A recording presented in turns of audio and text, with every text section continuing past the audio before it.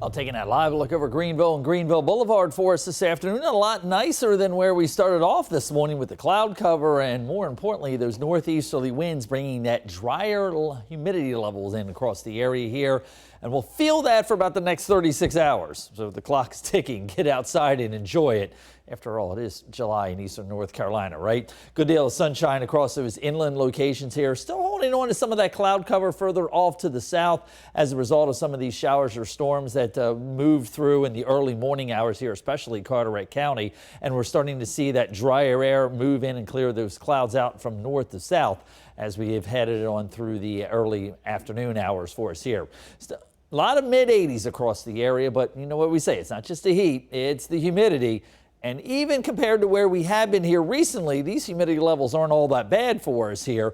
Feel like temperatures into the low to mid 90s. And part of the reason that is that we're dropping the dew points. Dew points is the measure of the moisture in the atmosphere. We've been stuck in the upper 70s and even low 80s here for the last week and a half to 2 weeks.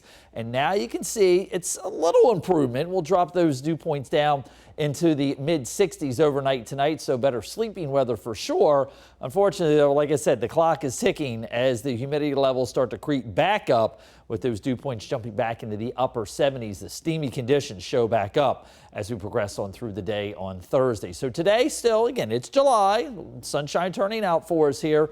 Upper 80s and low 90s is what we're going to be looking at, with some of those isolated showers or thunder showers. Carteret County, the beaches of Onslow County not out of the question here in the next hour or so. Like I said, a little bit more refreshing across the inland locations overnight tonight.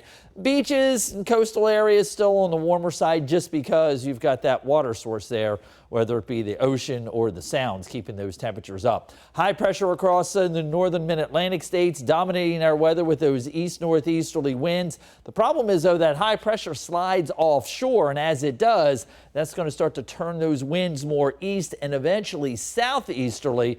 That's going to continue to increase the humidity levels back for us here, and the hazy, hot, and humid conditions will return as we go through the end of the week. Still, every day, the chance of an isolated shower or thunder shower along the sea breeze front.